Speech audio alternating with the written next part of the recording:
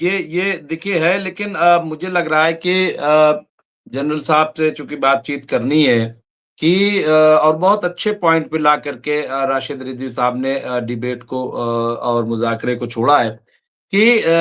12 روزہ جنگ کا جب ہم جائزہ لیتے ہیں تو ایک بہت بڑی حماقت اسرائیل کی ہوئی تھی ایران پہ اٹیک، اور لوگوں نے تجزیہ کیا، جو ماہرین ایکسپرٹ ہیں انہوں نے کہا کہ اگر اب امریکہ ایران پہ اٹیک کرتا ہے تو یہ اسرائیل سے زیادہ یہ بیوقوفی والا کام ہوگا، حرکت ہوگی امریکہ کی، کیونکہ اس میں بہت بھاری نقصان اسرائیل کو تو ہوگا، امریکہ کو بھی ہوگا، اور امریکہ کے جو یہ تمام ملٹری بیس ہیں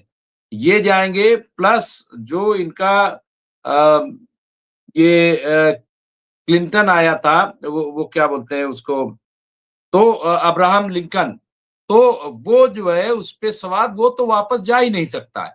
وہ واپس جا ہی نہیں سکتا ہے، تو ایک بھاری نقصان، اور ایران نے کہا تھا گھر گھر لاشیں جائیں گی امریکہ کے اندر،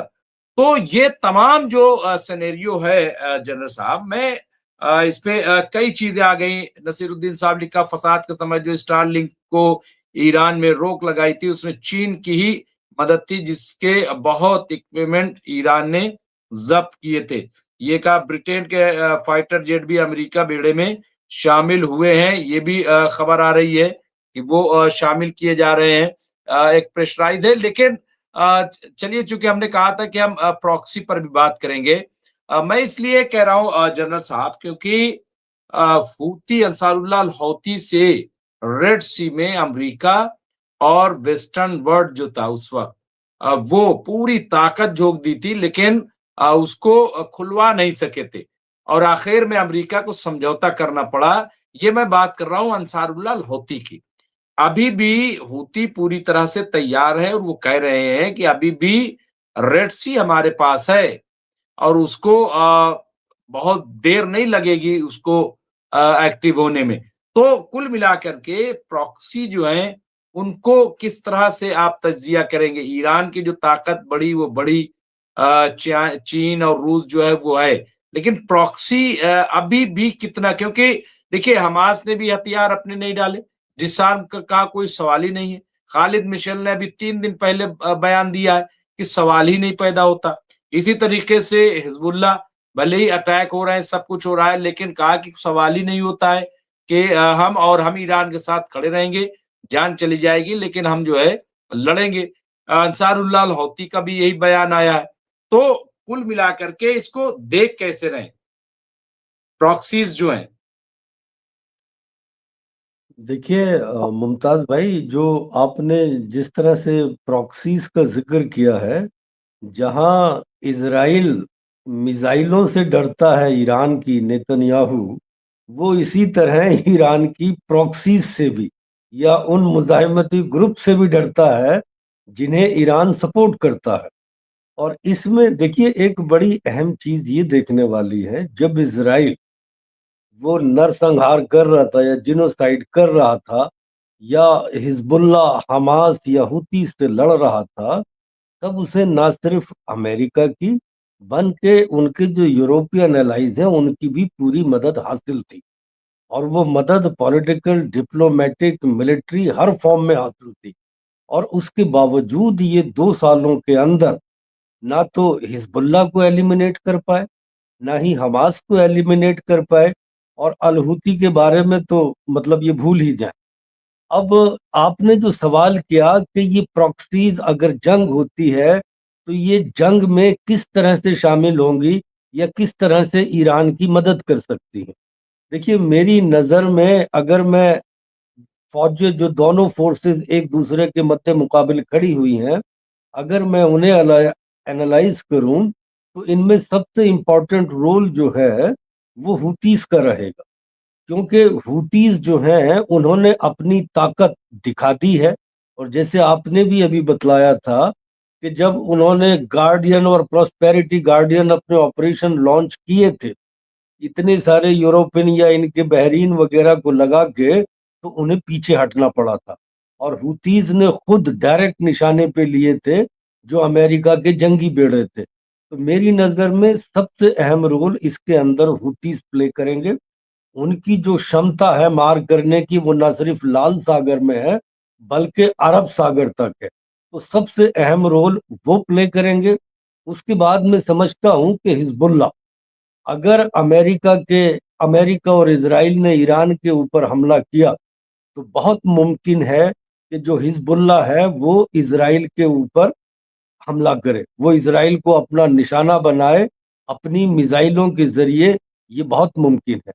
تو مجھے ان دو جو یہ مزاحمتی گروپس ہیں، ایسا پاسبلٹی ہے کہ اگر حملہ ہوا تو یہ دونوں ڈائریکٹلی جو ویسٹرن فورسز ہیں انہیں بھی اور جو اسرائیل ہے انہیں بھی نشانہ بنائیں گے. اب رہی بات حماس کی، حماس جو جس پوزیشن میں ہے یا جس کنڈیشن میں ہے، اس کے پاس ابھی اس طرح کی یا جن حالات میں وہ لوگ ہیں، مجھے ایسا نہیں لگتا کہ وہ بہت زیادہ کچھ ملٹریلی ایران کے لیے کر پائیں گے. لیکن ان کی مورل اور یا جو بھی ان کی سپورٹ ہے، وہ جس فارم میں بھی سچویشن پیدا ہوگی وہ ایران کے ساتھ کھڑے رہیں گے، ایسا اندازہ میرا ہے. اس کے علاوہ جو آپ نے ایک بات کہی نا کہ دیکھیے جنگ اگر شروع ہوتی ہے تو اس کا کیا انجام ہوگا. دیکھیے انجام تو خیر کوئی نہیں جانتا، یہ تو غیب اللہ تعالیٰ انجام سمجھتا ہے.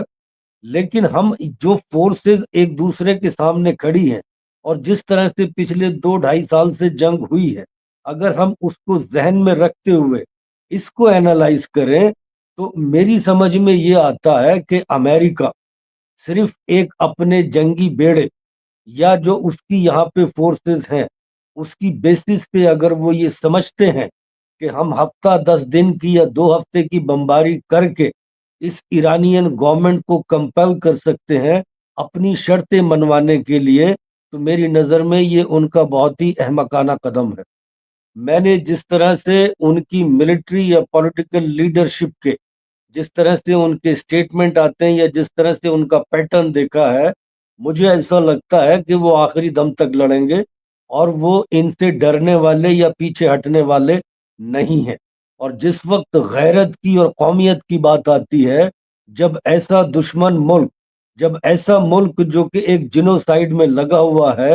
ایک پراؤڈ قوم کے اوپر جنہیں اپنے مذہب پہ بھی اور اپنی سویلائزیشن پہ بھی فخر ہے، ایسے کوئی حملے کرتا ہے تو اس وقت میں وہ قوم پوری طرح سے کھڑی ہو جاتی ہے اور ہر قربانی دینے کے لیے تیار ہو جاتی ہے. اور میری نظر میں بھی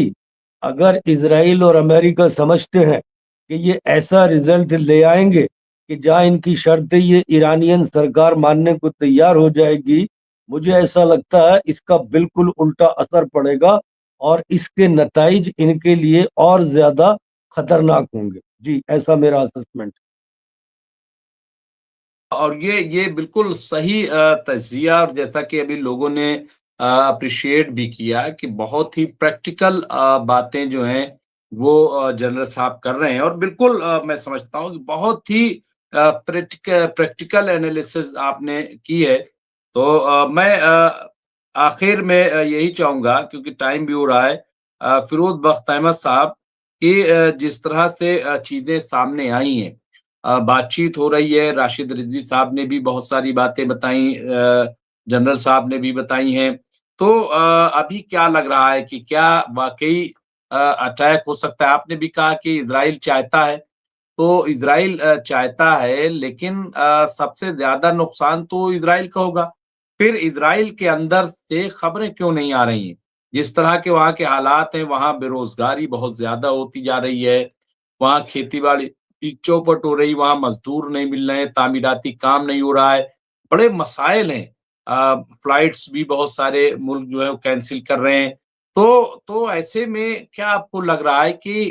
کہاں اسٹینڈ کرے گا؟ وہاں الیکشن بھی ہونے ہیں. آخر میں اور دعا پہ اس کو کر دیجیے گا. نہیں کوئی بہت لمبا چوڑا کمنٹ میں نہیں دوں گا، اور بس دعا ہی کروں گا. بس یہی ہے کہ دیکھیے کہ جو موجودہ حالات ہیں اس میں اسرائیل جو ہے بھلے ہی وہ فورس کر رہا ہے ٹرمپ کو، لیکن اسرائیل فورس نہیں کر رہا ہے. اسرائیل جنگ نہیں چاہتا ہے. जंग चाहते हैं नेतन्याहू। इस बात को मैंने पहले भी अर्ज किया, लिहाजा मैं उसको दोहराऊंगा नहीं, क्योंकि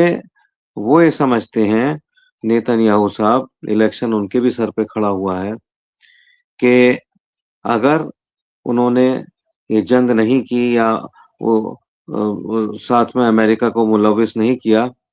तो शायद उनकी कुर्सी नहीं बच पाएगी। सिर्फ यही वजह है कि वो वहां गए ट्रम्प के पास और ट्रम्प से कहा सारी चीजें हमें, सारी चीजों से कोई मतलब नहीं है, हम ये चाहते हैं कि जो ईरान है वो अपने जितने भी उसके मिसाइल हैं उनको मस्क कर दे, पानी में डाल दे या आगे ना बनाए, ये है। तो ये पॉसिबल नहीं है, और इन तमाम पॉसिबिलिटीज को देखते हुए मेरा ख्याल ये है कि ट्रम्प जो है वो नेतन्याहू साहब को दाएं बाएं कर सकते हैं, उनको बीच में लटका सकते हैं, मुअल्लक कर सकते हैं, और जंग जो है वो हरगिज भी किसी भी तरह से ट्रम्प साहब के या जो उनका पिट्ठू है इसराइल उसके लिए ठीक नहीं है। ठीक है, अगर ये लोग जंग करेंगे तो जैसे जनरल साहब ने कल परसों आए थे, उन्होंने एक बात अर्ज की थी कि ये इस जंग में इसराइल को सरप्राइज दे सकता है ईरान, और साथ ही साथ जो उसके अब्बू जान है अमेरिका, उनको उससे भी बड़ा सरप्राइज दे सकता है। तो ये नहीं चाहेंगे कि इनको ईरान सरप्राइज दे, तो कोई बहुत जंग कोई सॉल्यूशन नहीं है, ना तो ट्रम्प के लिए ना नेतन्याहू के लिए, लेकिन फिर भी अगर वो जंग करना चाहते हैं तो उसका खमियाजा उनको बराबर से भुगतना पड़ेगा। जी, हम तो दुआ में मैं यही कहूंगा कि जंग ना हो, हम तो हमेशा से चाहते हैं कहीं भी जंग ना हो दुनिया में, और जो यूक्रेन में जंग चल रही है वो भी खत्म हो, और जो जहां कुछ लोग पर तोल रहे हैं जंग के, वहां भी अल्लाह उनको नेकी की और अमन की तलकीन दे। और ये जो गाजा में आए दिन कुछ ना कुछ चलता रहता है, यहाँ पे तो अटैक खत्म किया नहीं है इसराइल ने, यहाँ भी लोगों को चैन मिले। और मैं तो ये चाहता हूँ कि रमजान 18-19 फरवरी से है, ट्रम्प ने भी गालिबन यही तारीख दी है 19 की, तो कम से कम ट्रम्प को ये कहना चाहिए था कि 18 मार्च तक वो अभी कोई एक्शन नहीं लेंगे, क्योंकि पूरा पूरा जो है ये मान सम्मान रमजान का होना चाहिए। बस अब रमजान का महीना, इट इज इन दी ऑफिंग, आने वाला है, तो मैं उसकी भी नियत से यही दुआ करता हूँ कि कहीं भी किसी भी तरह की कोई लड़ाई ना हो, चाहे वो मिडल ईस्ट हो या दुनिया का कोई भी खित्ता हो, क्योंकि तमाम दुनिया में मुसलमान रहते हैं और वो चाहते हैं कि रमजान का महीना आराम से उसमें रोजे रखें बिल्कुल और इबादत करें। बिल्कुल, आप पे रमजान जो है वो माह रमजान तारी हो रहा है, तो उसके लिए पेशगी मुबारकबाद, क्योंकि बहुत अच्छी बात है, इस्तकबाल इसी तरीके से होना चाहिए माह रमजान का। और अभी एक हफ्ता है और आपने अभी से रमजान के हवाले से दुआ भी शुरू कर दी, तो ये काबिल मुबारकबाद है, और इसी तरीके से इस्तकबाल माह रमजान का होना चाहिए। तो और ये सही है कि हम चाहेंगे कि ख़ास तौर से गाज़ा में भी आज उस पे बहुत बात नहीं हो सकी है, और तमाम हालात जो है वो माह रमज़ान में अच्छे हो जाएँ, और ईद जो है फिर उसके बाद इबादत में लोग रहें और ईद फिर अच्छी रहे। तो बहरहाल ये अच्छी दुआ आपने कराई, एक कि माह रमज़ान का इस्तकबाल भी हो गया है। तो मैं तमाम हज़रात का शुक्रिया अदा करूँगा, एडवोकेट राशिद रिजवी साहब का, और हमारे मेजर जनरल जावेद इकबाल साहब का, और फिरोज बख्श साहब का, कि तीनों हज़रात इन्होंने बड़ा अच्छा एक तज़किया पेश किया है। तो इंशाअल्लाह इजाज़त दीजिए, फिर हमारी मुलाकात होगी, फिर हम इसी तरीके का तज़किया करेंगे, आपके साथ आएँगे। तो ये 3 हमारे बड़े ख़ास मेहमान थे जिनसे बातचीत कर रहे थे। फिर इसी तरीके से हम आपकी खिदमत में हाज़िर होंगे, और पूरा तमाम लोगों से गुज़ारिश है कि लाइक करके जाइएगा। इसके अलावा मेंबरशिप अगर कोई लेना चाहे تو لے لیں, بہت زیادہ خرچ نہیں ہے اس میں, تو ممبرشپ لیں گے ذرا حوصلہ افزائی ہو جائے گی, تو وہ اس کے لیے بھی گزارش ہے. اور پھر انشاءاللہ ہم حاضر ہوں گے کل اور آپ سے بات چیت کریں گے. شب بخیر, گڈ نائٹ, جے ہند, جے بھارت.